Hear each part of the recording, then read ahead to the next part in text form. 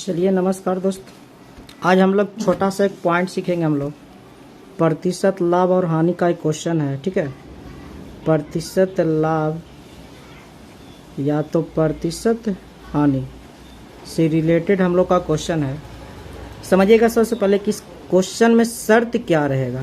तो इस क्वेश्चन का शर्त रहेगा कि क्रयमूल्य जो हमारा होगा, ठीक है, या तो प्रतिशत लाभ के बराबर हो सकता है या तो प्रतिशत हानि के बराबर हो सकता है। समझिएगा शर्त हमारा क्या हो सकता है।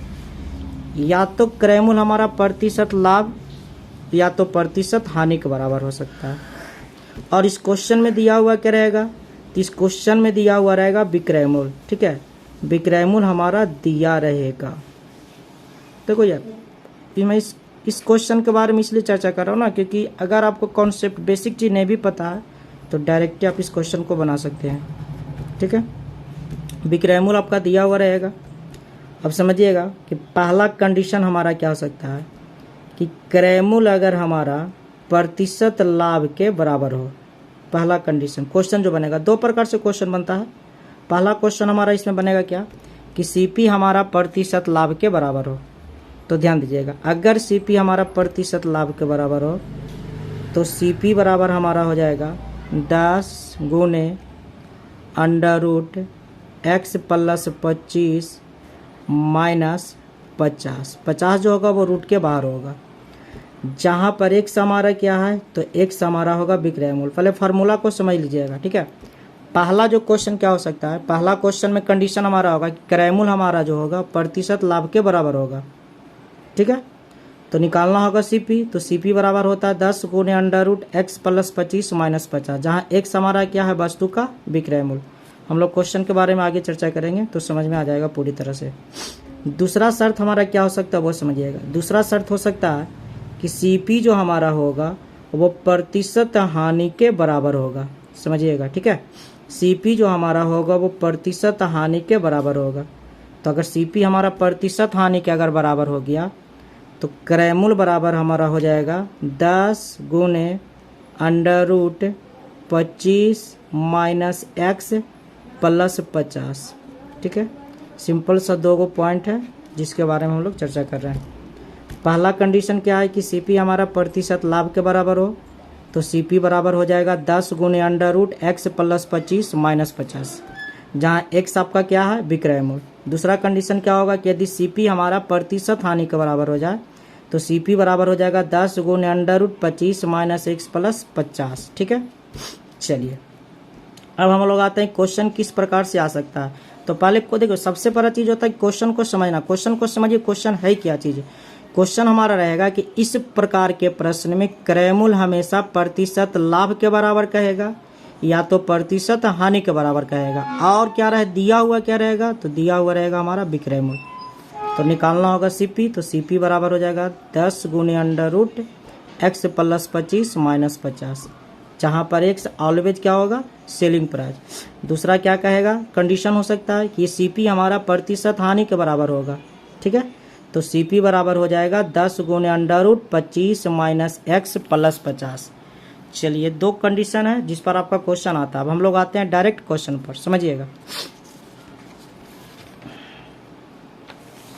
जैसे देखिएगा पहला क्वेश्चन क्या है, जो ध्यान दीजिएगा कि यदि किसी वस्तु को बेचने से प्राप्त लाभ का प्रतिशत संख्यात्मक रूप से उसके क्रयमूल्य के बराबर है, तब उसका सेलिंग प्राइस दिया हुआ 39 रुपया हो, तो उस वस्तु का क्रयमूल्य जो होगा वो क्या होगा।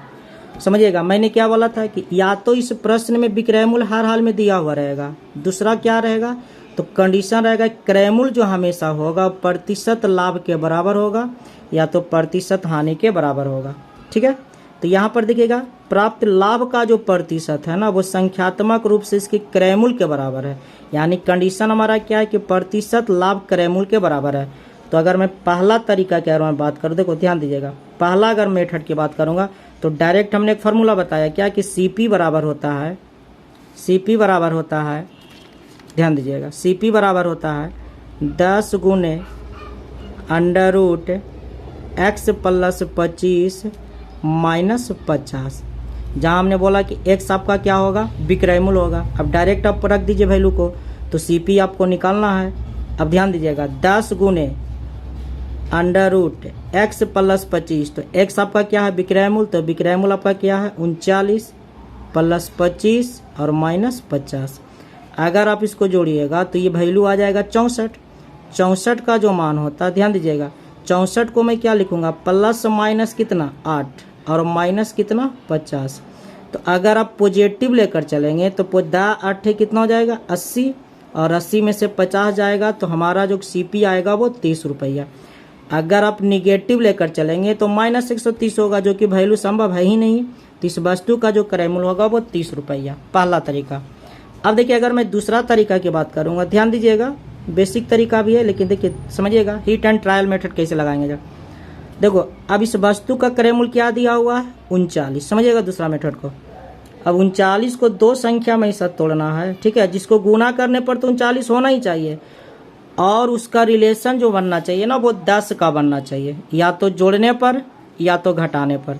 तो देखो 39 को मैं क्या लिख सकता हूँ 13 गुने कितना 3, क्योंकि 13 3 39 और 13 में से 3 चला जाएगा तो 10, तो गुना करने पर 39 के बराबर।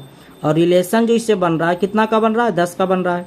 अब समझिएगा बात को थोड़ा सा, तो एक हमारा 13 गुने 3 का मल्टीपल आ गया। अब देखिए इस क्वेश्चन को मैं क्या करूँगा, अब क्या है हमको निकालना है सीपी। तो जब प्रतिशत लाभ रहेगा तो सीपी निकालना होगा, तो कुछ नहीं कीजिएगा, करना क्या होगा 10 गुने छोटा मान जो रहेगा उससे गुना कर दीजिएगा, 10 गुने छोटा मान। तो ये हो जाएगा 10 गुने 3 बराबर 10 30 रुपये, ये आपका क्या हो जाएगा आंसर, ठीक है। तो देखिए हमने दो तरीका बताया, पहला आपका डायरेक्ट फार्मूला का, फार्मूला क्या लगेगा कि अगर प्रतिशत लाभ अगर क्रय मूल्य के बराबर हो तो क्रय मूल्य बराबर होता है 10 गुने under root x plus 25 minus 50, जहाँ एक्स आपका हमेशा क्या होगा विक्रय मूल्य होगा, ठीक है। यहाँ से आप निकाल सकते हैं। दूसरा तरीका हमने क्या बोला डायरेक्ट हिट एंड ट्रायल कर सकते हैं। तो 39 को विक्रय मूल्य जो रहेगा विक्रय मूल्य को दो टर्म में ऐसा तोड़ना है कि गुना करने पर वही पद और जिसके बीच का रिलेशन 10 का होना चाहिए। रिलेशन करने का मतलब या तो जोड़ने पर 10 आ जाए या तो घटाने पर। तो 13 और 3 का फैक्टर हमेशा 10 को छोटा संख्या से गुना कीजिएगा, ठीक है। तो छोटा फैक्टर हमारा 3 आ गया तो 10 ये हो जाएगा 30 आपका आंसर हो जाएगा। चलिए देखिएगा सेकंड क्वेश्चन एक और मैं बात करता हूँ, देखिएगा दूसरा एग्जाम्पल क्या करा, एक वस्तु को 144 रुपया में बेचने पर एक व्यक्ति को जो लाभ होता है वह प्रतिशत लाभ उस वस्तु के लागत मूल्य के बराबर है, तदनुसार उस वस्तु का लागत मूल्य क्या होगा। अब देखिए वही क्वेश्चन है, इस वस्तु में क्या दिया हुआ है, इस वस्तु में हमारा विक्रय मूल्य दिया 144, विक्रय मूल्य हर हाल में दिया हुआ रहेगा ही रहेगा। कंडीशन क्या है कि क्रय मूल्य जो हमारा है वह किसके बराबर है, प्रतिशत लाभ के बराबर, ठीक है। और निकालना हमको है सीपी, ध्यान दीजिएगा, और निकालना हमको है सीपी। तो सीपी बराबर क्या बताएं 10 गुने under root x plus 25 minus 50। ध्यान देना दोस्त, ये माइनस 50 जो होगा ना वो रूट के बाहर होगा। तो 10 गुने एक्स हमारा क्या है विक्रय मूल्य, तो विक्रय मूल्य का मान कितना है 144, प्लस में हो जाएगा कितना 25 और माइनस हो जाएगा 50। तो इसको कीजिएगा तो 169 आएगा 13 का वैल्यू, तो ये हो जाएगा 13 क्या होगा तो प्लस माइनस 13 होगा और माइनस 50। अगर आप निगेटिव लेकर चलिएगा तो माइनस आंसर आएगा जो कि पॉसिबल नहीं है। तो हमारा आंसर होगा 130 और 130 में से 50 जाएगा यानी हमारा आंसर हो जाएगा 80, यानी इस वस्तु का जो क्रय मूल्य होगा वो 80 होगा। देखो हमने दूसरा मेथड क्या बताया वो समझिएगा। दूसरा मेथड क्या है, बोला कि विक्रय मूल्य को ऐसा तोड़ना है। देखिए विक्रय मूल्य हमारा क्या है 144 रुपया। अब 144 को दो टर्म में तोड़ना है कि गुना करने पर 144 होना चाहिए और जिसके बीच का रिलेशन क्या होना चाहिए 10 का आना चाहिए, हर हाल में 10 का। तो 144 को हम क्या लिख सकते हैं पहले बताइए। तो 144 को लिखेंगे 18 गुने कितना 8, क्योंकि 18 गुने 8 बराबर 144 और 18 में से 8 गया तो 10, ठीक है। अब हमने क्या बोला कि सीपी अगर निकालना हो तो क्या करना है, तो 10 को छोटा गुणनखंड से, तो छोटा गुणनखंड कौन है 8, गुना कर दीजिएगा 8 80। समझ जाइए बहुत ही जबरदस्त ये मेथड है, ठीक है। चलिए तो ये दो क्वेश्चन हमने सीखा जिसमें कंडीशन क्या था कि क्रय मूल्य हमारा जो था प्रतिशत लाभ के बराबर था।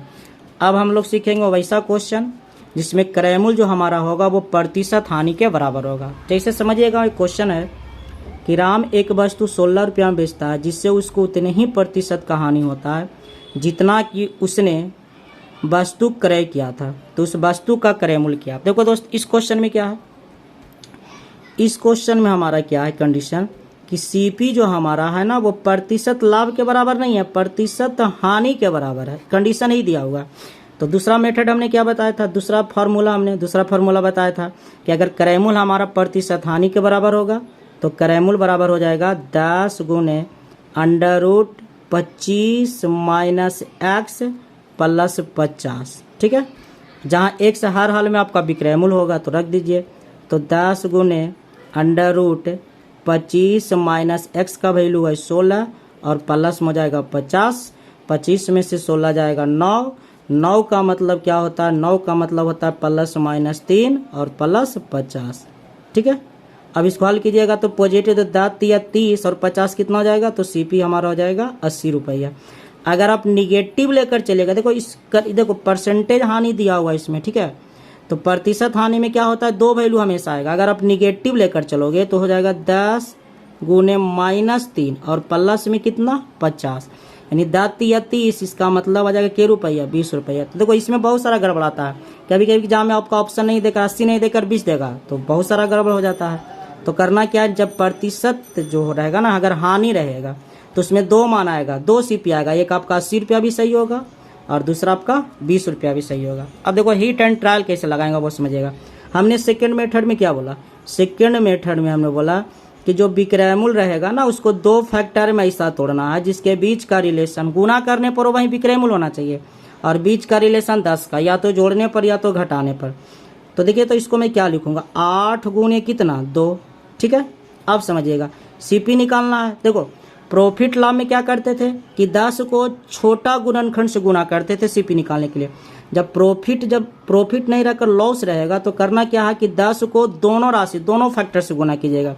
तो एक सीपी हमारा 10 गुने 8 बराबर 80 हो जाएगा और दूसरा हमारा 10 गुने 2 बराबर क्या हो जाएगा 20, यानी हमारा आंसर होगा 80 और 20। ठीक है, अब देखो मैं एक क्वेश्चन दे रहा हूँ जिसको आप लोग बनाइएगा। ठीक है, बनाइएगा और बताइएगा हमको कि आंसर क्या आ रहा है। ठीक है, चलिए इसको सेल्फ बनाइएगा, खुद बनाइएगा, इस क्वेश्चन को सेल्फ खुद बनाइएगा। चलिए फिर हम लोग नेक्स्ट टॉपिक पर आएंगे। छोटे इसी प्रकार देखो बहुत सारा होता है कि ना, ऐसा क्वेश्चन आता है एग्जाम में जो बहुत सारा लोग कंफ्यूज करा जाता है इस क्वेश्चन को बनाने के लिए। तो हम लोग वैसे छोटे छोटे क्वेश्चन को धीरे धीरे कर करके समझेंगे। चलिए, ओके, थैंक यू।